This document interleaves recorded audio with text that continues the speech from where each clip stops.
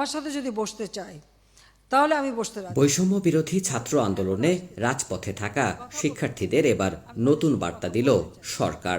তাদের কথা শুনতে চাই। শনিবার সকালে গণভবনে চিকিৎসক, প্রকৌশলী, সাংবাদিক, আইনজীবী, রাজনীতিবিদ, অর্থনীতিবিদ সহ বিভিন্ন পেশায় সম্পৃক্তদের নিয়ে গঠিত পেশাজীবী সমন্বয় পরিষদের কেন্দ্রীয় নেতারা বৈঠক করতে গেলে সেখান থেকেই একগুচ্ছ নির্দেশনা দেন প্রধানমন্ত্রী।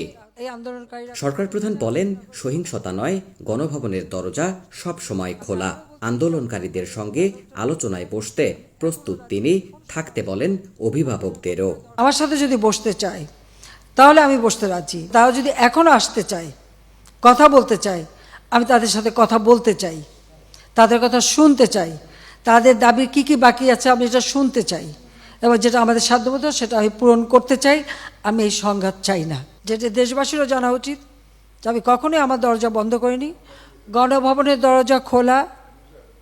যখনই এই আন্দোলনকারীরা কথা বলতে চায়, আলোচনা করে সমাধান করতে চায়, আমি তাদের সাথে নিজেই বসতে রাজি। আমি আবারও বলছি যে আন্দোলনকারীরা যদি আলোচনা করতে চায়, আমি এখনও রাজি। যে কোনো সময় তারা আসতে পারে, আলোচনা করতে পারে, দরকার হলে তাদের গার্জিয়ানদের নিয়েও আসতে পারে। শেখ হাসিনা জানান, বিশ্ববিদ্যালয়, স্বায়ত্তশাসিত ও সরকারি প্রতিষ্ঠানে প্রস্তাবিত পেনশন স্কিম বাতিল করা হয়েছে। সার্বজনীন পেনশন স্কিম, এটা কিন্তু 2008-এর নির্বাচনী স্তরে আমাদের ছিল যে আমরা এটা করব।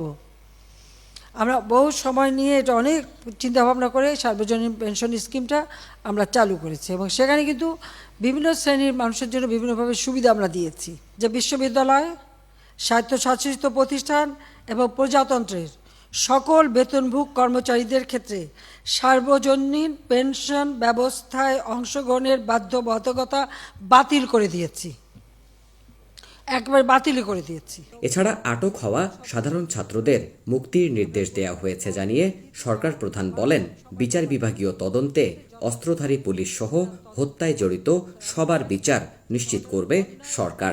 বিচার বিভাগে যে তদন্ত কমিটি করেছিলাম, আমি কিন্তু কারো দাবির অপেক্ষা রাখিনি, কারণ আমি চাই যারা এর সঙ্গে জড়িত সে যেই হোক, সে পুলিশই হোক বা অন্য যে কেউ হোক, যারা অস্ত্রধারী, যারা এই ধরনের ঘটনা ঘটায়, তাদের সকলেরই তদন্ত হোক, বিচার হোক। এবং এই যে সমস্ত জিনিস জ্বালাও পোড়াও সবগুলি, শুধু ঢাকা না, যে কয়টা জায়গায় এই ধরনের ধ্বংসাত্মক কার্যকলাপ হয়েছে সেগুলি যেন তদন্ত করে যথাযথ বিচার হবে। তার জন্য আমি যে জুডিশিয়াল কমিটি করে দিয়েছিলাম, সেটা আরও দুজন নিয়োগ দিয়ে এটাকে 3 সদস্য বিশিষ্ট আমরা করে তাদের কর্মপরিধিটাও বাড়ালাম, সময়টাও বাড়িয়ে দিলাম, যাতে যথাযথভাবে এটা তদন্ত হয়। আমি চাই যে ধরনের অন্যায় বা হত্যাকাণ্ড যারাই ঘটাক, তারা তো আমার দেশের নাগরিক। সে পুলিশ হোক, একটা শিশু হোক, একটা মানুষ হোক, সে সন্ত্রাসী হোক, ডাকাত হোক বা ছাত্র হোক, যাই হোক, এ দেশের নাগরিক।